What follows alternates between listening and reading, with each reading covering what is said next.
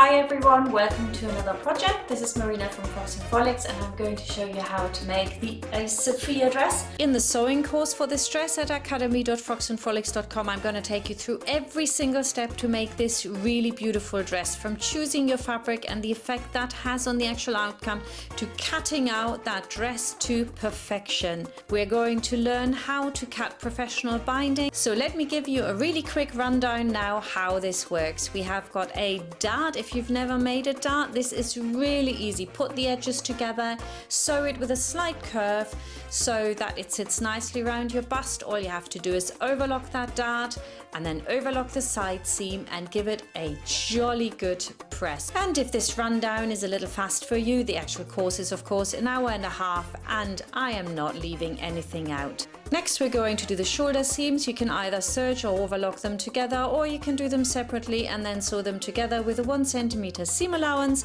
and iron those seams apart. Now we're going to prep up our binding. Iron it lengthways in half and cut it to the measurement that you can find in your pattern.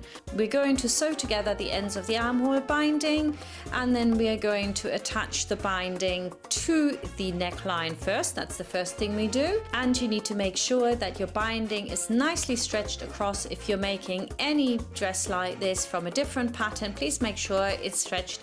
If a binding goes on too smooth, it will be very problematic. And then you can leave this just like that, overlock the edge, top stitch it, and it gives you a really nice sporty look. Here we're going to cut back the seam allowances, going to steam this in very nicely. Very important if you do a neckline, you do not want any of this to stretch. And then we can understitch it. Understitching means that we're going to stitch the seam allowance to the binding, and we're doing that with a stitch length of 3.5 or 3. And then again, yes, you guessed it, we're going to steam it again. Looking beautiful already. Now look at this binding. Very nice. We're going to iron it to the underside here just to make sure we're not stretching anything when we're sewing it. Now the top stitching. Always from the top, pushing the fabric into the presser foot. Make very sure that you do not stretch this and you get a beautiful bound neckline. Make sure that the shorter side of your front has been overlocked because that's going to go on the side now with pins vertical to the seam line. Place your back over the top and just pin the side seam. Of course, you could just overlock and serge this all in one go and make this a 20-minute affair. Sew the seam and now we're going to iron it apart. I'm ironing it apart at the top and then towards the back lower down. Next we're going to put the binding in the armhole. Binding the armhole is dead easy. Just stretch it to the top, pin it all the way around so you have a little bit of excess that you need to hold in, and then sew it in with a 1 centimeter seam allowance. Make sure that the armhole is to the right of your presser foot. This will make it much easier to sew. Go all the way around. And now we can cut back the seam allowance again and, yes, you guessed it, understitch. And after the understitching, we are going to press it again really well just to make sure, and then it's going to be turned in and top stitched. Now with the top stitching, you do exactly the same. You have the armhole to the right side of your presser foot. You line up the presser foot with the edge of the fabric and guide it all the way around.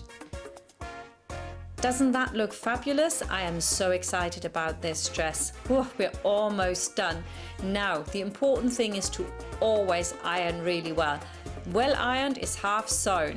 Now we're going to do the skirt. You can overlock and stitch it together in one go, or you can serge each side separately and then sew it together with a 1 centimeter seam allowance. Go all the way down, iron the seam apart. And then we're going to overlock or serge the hemline and turn the hem up 1 centimeter or 3/4 of an inch. All the way around, and actually our skirt is done. We're almost finished with our dress. All we have to do now is to turn the bodice inside out and pull it over the skirt. Line up the side seams with each other and put a vertical pin to the seam line in here.